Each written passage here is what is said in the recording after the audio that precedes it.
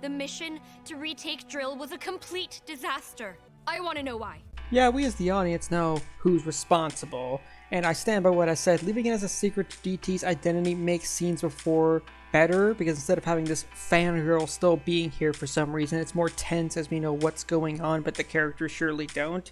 So although this whole episode revolves around discovering the mystery of who the spy is, it's largely made out to just be entertaining rather than an actual mystery we're supposed to be questioning. Who it is. And it's an investigation headed by Mermista and assisted by Perfuma, the former taking charge because she reads a bunch of murder mystery books. Obviously, I'll be the lead detective since I've read every single mystery book. Which makes it all the funnier to watch them jump between people to find the spy while using knowledge from a book series to suss out the imposter. It's never the obvious one, like in Mystery, the Pearl Who Knew Too Much. You think it's the Pearl, but it's not. I just love how Mermista gets so into this role, like she even manipulates the lightning outside to go off to punctuate certain things she says. How are you doing that? I practice at home! I don't know how, but they managed to make this hilarious contrast work with the far more serious tone they give to Glimmer and Adora's continued arguments and frustration with one another throughout this episode. You have to keep them in Bright Moon. If they catch on before the plan is complete, before our big mission... There was talk last episode between Catra and Hordak about some big mission coming up, and that's why other outposts were understaffed. Although we didn't get much info beyond there was a big mission coming, and that's why Hordak needs Entrapta's notes to make a new weapon. Nor do we know what that mission is until the end of this episode, which is why I didn't mention it last time. So Double Trouble now needs to put themselves into the line of fire to try and keep everyone within Bright Moon whilst this investigation is underway. So you're telling us you really didn't know anything about the plan to retake Drill? Really? No, apparently she was making tea in a bird bath. Seriously, was she making tea in a bird bath? It's shown that she's throwing the ingredients in there. Was she not allowed to use the kitchen or something? Glimmer saw fit to grant me free reign of the castle. My guards have been dismissed. No guards? Glimmer should know the history between Shadow Weaver and Adora, especially how the latter feels towards the former, even if Shadow Weaver admittedly gives good advice. In order to catch a rat, you need to spring a trap. She should be aware of how the blonde would react to this, at least try to explain it to her, and assure Adora. It's like when Glimmer started taking magic lessons from Weaver, not even bothering to consider how her two closest friends would react to it. Just doing so because she's the queen and they should just follow her lead now.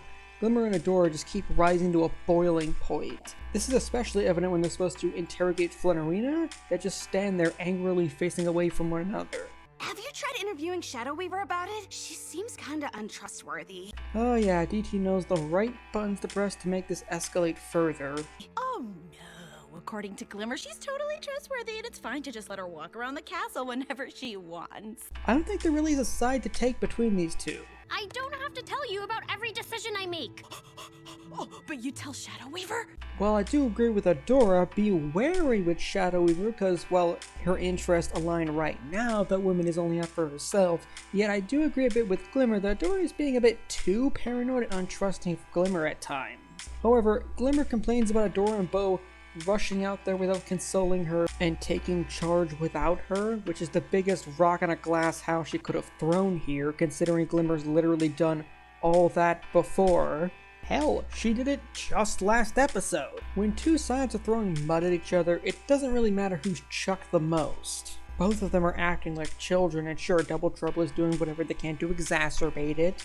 As I said before, all DT is doing is taking advantage of existing turmoil and resentment between these two. And when interrogations fail to produce anything, just the violinist, the waiter, both looking nervous in the background, the fact they're both in dresses and Natasha has a bouquet of flowers and both have this done expression, like someone dragged them away for some nice dinner evening and they both want to head to roll for it. Glimmer just goes and tries to leave without telling anyone.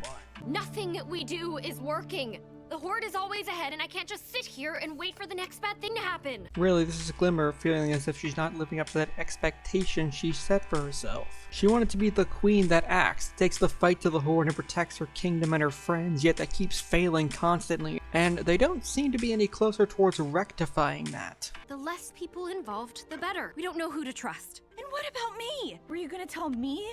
Or Bo? Adora might have taken what Bo said about communicating with one another to heart here. Adora dropped the combative tone and is able to convince Glimmer that they need her here. She needs her here. And that if they can work together, they can surely solve this. Okay. I'm here. Then Double Troll breaks the main communicator. The writers make that abundantly clear. The General is working on restoring communications. There's a backup device in the dining room. Should we need it? Which seemingly leads to further argument as Mermista determines the only people that could be the spies is without a doubt one of them. Perfuma was the one who let the Horde take the doors! I wasn't there! And it really becomes like your typical Among Us emergency meeting. Your team was the one who told us to come in, and you led Mermista away! I did not! With Glimmer and Adora just getting more and more frustrated with one another, Adora claims all Weaver wants is power and has seduced Glimmer with it too. While Glimmer complains Adora is just mad because she isn't in charge anymore, nor really knows what it's like to be in a position of power with all the responsibilities that comes with it like she is, whilst DT slips out to the dining room. Come on, backup communicator, where are you? Hey, Flutterina. But it's a trap, and they're locked up within a magical cylinder. Oh, I see. And I find it interesting that even in this moment of capture, DT is able to maintain their composure. Like, they were close to freaking out before when they were found out, yet Double Throat was able to compose themselves rather well, despite the fact they've been uncovered. Must come with the acting career, and Glimmer and Adora explains how they set a trap Shadow Weaver suggested, while acting as if they were having a heated argument. However, even in defeat, DT still manages to drive a thorn into their sides. If you would indulge me, were you inspired from any real emotion or experience? Yeah, it was definitely based on how they really feel about one another. The fact that they sheepishly eye one another just gives that away. Now tell us what the Horde is planning. Over? Oh, love, it's just beginning. Right, the whole reason DT needed to stall them in Bright Moon, though a big mission was an assault on Selenius. If the Horde controls the seas, they control Etheria.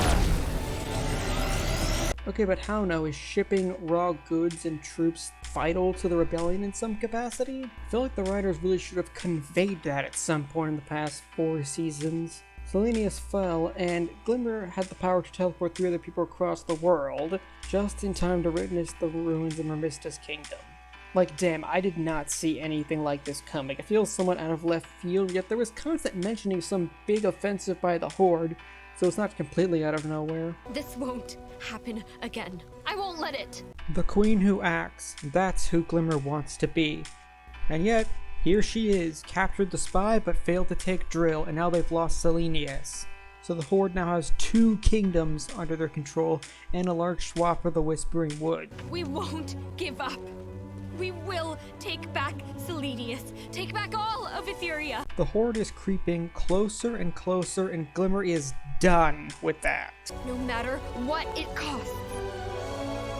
No matter what the Horde throws at us next. Man, I just realized that the halfway point of this season is them punching all of the characters in the gut. So that was episode 7 for season 4 of Overanalyzing She-ra. If you like this video and want to see more, hit that thumbs up and the subscribe button and bell to get notifications about the next episode. I'll try to update this series every Thursday, so please share with other fans, and also check out my channel for my video essays, music analysis, and complex character series. You might find them enjoyable as well.